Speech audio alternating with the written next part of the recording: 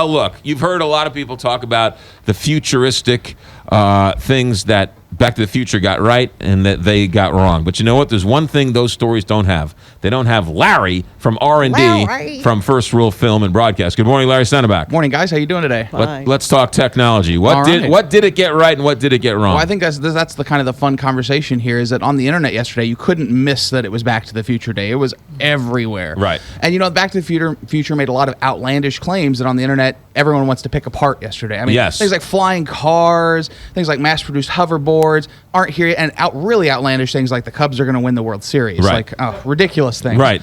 So let's look at kind of a couple things that got right. Okay. One thing, if you remember Back to the Future 2, when Marty talks to his former high school classmates in the future, he's actually doing video conferencing. Yes. He goes up to a video screens of LCDs, and boom, an incoming call's coming in, and all of a sudden they're talking face to face. Right. Now that seems very mundane nowadays in the age of Skype. But Right. if you think about it, in 1985, 30 years ago, that was actually very forward thinking. Right. It was and a they video hit the phone. nail on the head. Right. They nailed it. Right. They nailed it.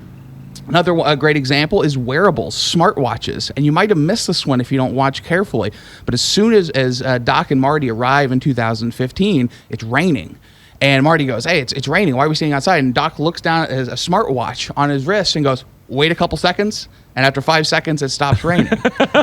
So, it's a device that not only tells time, obviously, but tells the weather, and they're able to predict that. So, All again, right. wearables, kind of an interesting look into that.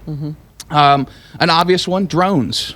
If you Yes. remember the scene in the city square, there's a USA Today news drone flying around. Right. And while, we're still up in arms about drones currently and regulations around drones, that's definitely a reality in Right. today's day. Yeah, And no. news agencies are actually the ones using them the most. Well, which is interesting. and even though they got the newspaper changed headlines, the newspaper changes headlines every day on your smartphone. Exactly. It's a digital paper. Right. So it's a digital paper. So even though they got the delivery system wrong, it was still a newspaper, but the headlines change Well, in that newspaper. I've actually seen at CES examples of essentially OLED paper. That's the same idea. Actually, it changes, or e-ink paper, and it changes in real time, just like it did in Back to the Future. They Right. were really not that far off. Right. They didn't get cell phones, though, did they?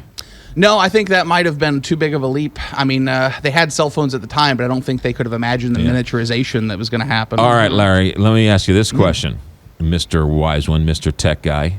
Let's go 30 years into the future. Oh, wow. In 2045, what's going to be every day that would blow our minds today? I think augmented reality. We've talked about a little bit about it here. I'm in the middle of augmented reality every day. So basically what we've got is we have a huge amount of information on the internet.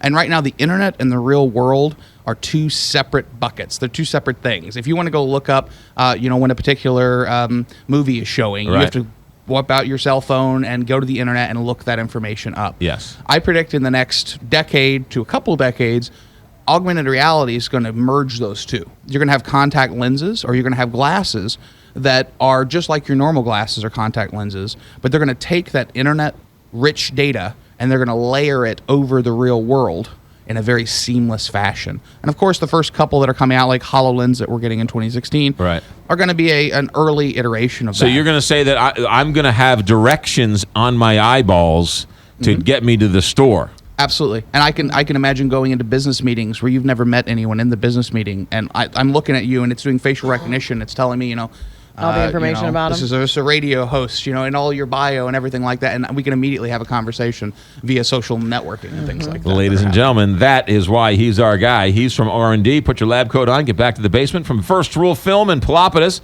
Larry Senneback. Larry, thanks for coming in. Thanks, guys. 824, Big 550.